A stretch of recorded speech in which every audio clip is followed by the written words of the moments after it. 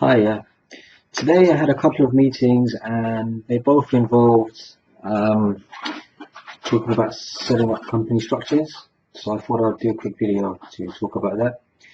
Um, so the company structure depends on who the shareholders are and what we're trying to achieve.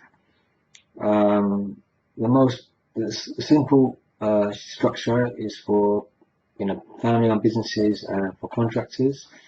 Um, Here, the business owner will be a shareholder, and ideally, if they have other family members who are earning less than £40,000 approximately, we can give them some shares as well. So, say for example, a wife is a contractor, and she's earning 100k, the husband is earning less than 40k. We might split the shares 50-50, and then they get equal dividends, and they're not wasting their allowances.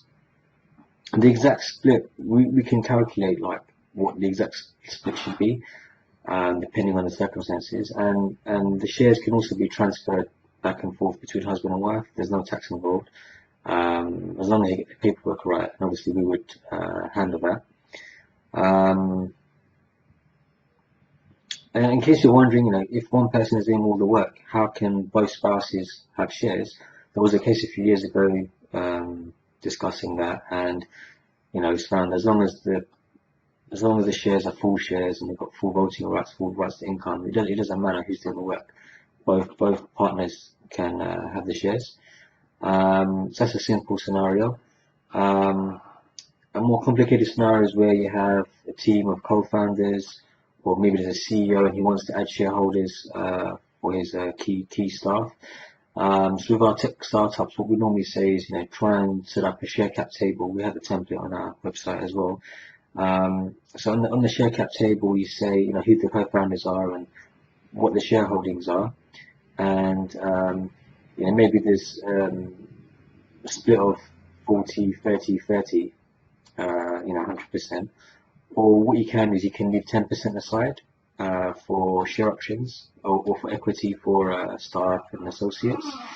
Another thing that you can do if there's a team is, maybe at company's house, it shows that everyone's been issued the shares, the co-founders, but you can have a shareholders agreement that specifies how the shares will vest. So you could say the co-founders will have to earn the rights to the shares.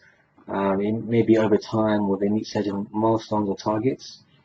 Also in the shares agreement, you can say if somebody leaves, maybe they have to give the shares back to the company, or they have to give it to the other co-founders. You can specify that in the shareholders agreement. Actually, just touching on that, if you have a team involved of co-founders, or you have other partners, it's always good to have a co-founders agreement, because if there's a dispute, that agreement will be vital in settling that dispute. So that's if you've got multiple partners. Another consideration is if you're expecting to get investment. If you're looking to get investment, I would say to keep things simple, have a very low nominal value for your shares. So maybe you have like shares which are worth like 0.001p. And you've got loads of shares and it adds up to like £100 or something like that. And then because you've got loads of shares, it makes it really easy to dilute. Because what you don't want to do, you don't want to be sort of transferring shares from the co-founders if you can avoid. You want to issue new shares. That's better for tax breaks like SES and EIS. Another factor is if you're looking to sell the company.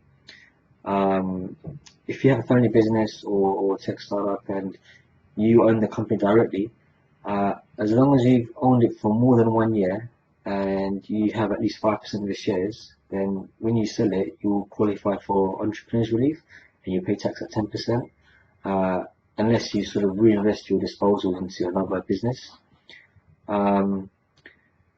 Another thing you can do is, what some of our clients do is they set up a holding company. So you have the holding company at the top, and the co-founders or family business have the shares in the holding company, and then you set up a subsidiary which does the actual trading.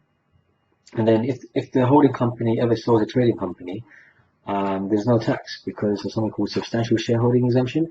So if a company owns another company for at least 1 year and has got more than 10% shares, when it sells it, there's no tax. So that's quite useful sometimes. What else? Oh, the other thing, sometimes our clients have got multiple businesses, especially at the beginning, they might be trying different things. So what I always say is, just use the one company to start off with. It just keeps things easier, cheaper, more efficient, less hassle, less admin involved. And maybe you have a consultancy business and you have a tech startup, or maybe you have another e-commerce, you're selling handbags, for example. I just have keep all those businesses in one company, and then later on, if things are getting successful, you can always split things out into different companies.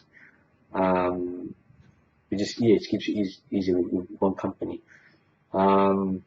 Yeah, so what we would do if you wanted to become a client or you wanted more help, we would talk about the shareholders and the directors and what your circumstances, what your other income is, and what your plans are for the business. Are you looking to get investment? Looking to get co-founders, and then we'll advise you on how to set up the company properly. So yeah, these are websites. Get in touch with us if you need more help. Thanks.